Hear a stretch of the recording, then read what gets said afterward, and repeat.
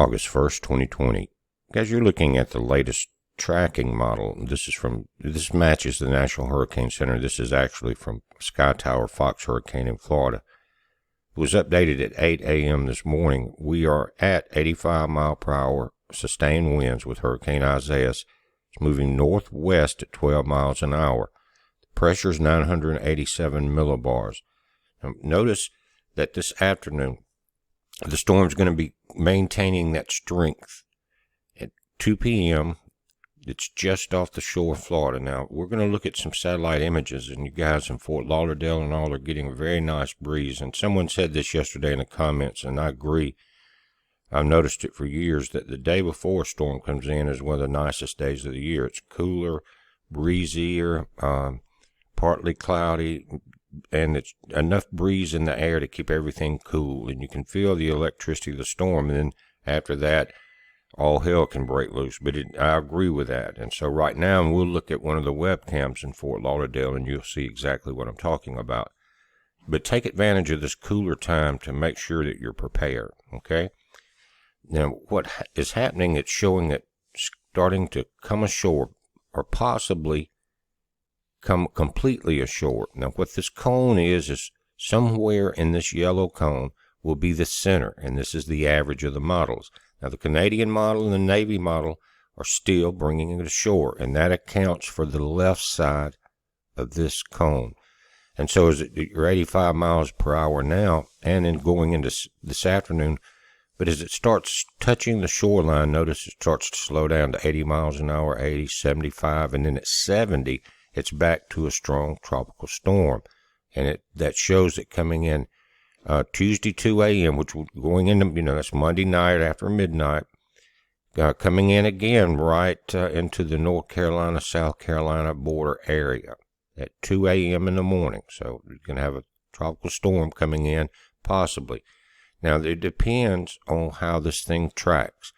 The other side of the yellow cone, or anywhere to the right of the center white line, would keep it offshore. And that would probably not let it weaken down to a tropical storm. You see what I'm saying? But this interaction with land is what's going to do that. And you're looking at, again, timing, 2 p.m. this afternoon, right off the coast of Florida, 2 a.m. tonight. And so what we're going to, is going into the night, you guys along the central Florida East Coast, you're going to have a nighttime event. So Sunday at 2 a.m.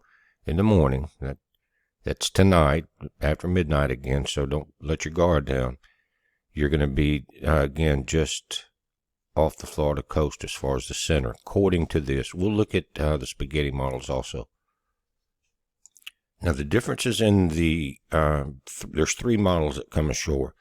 The 2 that we watch the most, the thin green line is the Canadian model, and the purple line is the Navy model.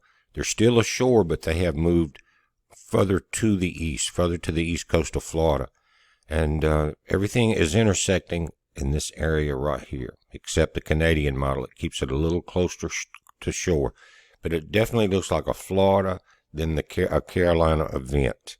Again, this was updated Saturday at 10:30 a.m., so it hasn't been up but about 27 minutes. Now, if you look at the last few images, it looks like it's going into a recycling event, which is going to strengthen it. You're getting the sun over it now. And notice, this is the storm in this area, guys. Notice this very clean outflow right here. It's starting to recycle up. Last night, in the video, you saw these 2 large thunderstorms, one over the center of circulation and one to the right. What happened overnight, a lot of the energy from the storm on the right was pulled into the circulation, and it has decreased. It's pulling a lot of moisture in between those 2 sections now. But notice that, again, it's moving north and northwest, kind of in this motion right there. So it definitely looks like you're going to have some impact, a very close impact along the coastline here. Thank goodness it's not a Cat 3 or 4 or 5. Cat 1 is rough enough at 85 miles an hour, guys. You're going to have storm surge. You're going to have wind damage. You've been there before. Don't let anybody swim in this. Every time I do this, the next day, people are drowning because of rip tides, rip currents. But just keep an eye on it, guys. This afternoon, we're going to have more information as far as any storm surge and where it may be. We'll take a look at that a little closer. But it's bearing down on the east coast of Florida. And I want to take a look at, again, the Fort Lauderdale webcam. And this is what you got. You can notice the clouds building up in the right side, and to the south side of this image. Good breeze. You can see some windsurfing out there. But notice in the palm trees, that's that tropical breeze that's kind of moving everything in different directions.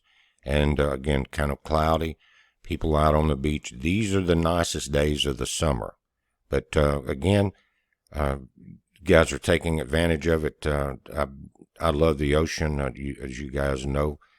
But they always can bring trouble, and that's what we're going to be watching for now. This will cool off the area for the next day or so.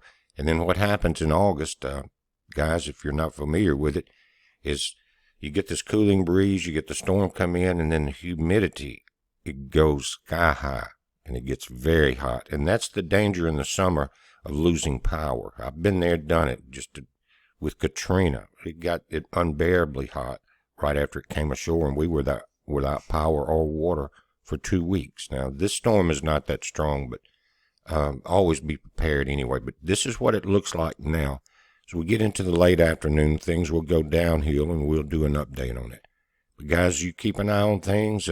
Take this time, like I said last night, to make sure your phones are charged, laptops are charged, your car's full, you've got as much water as you can get. Fill up your bathtubs, because you can always boil that or use it to flush the commode with or whatever. But just batten down.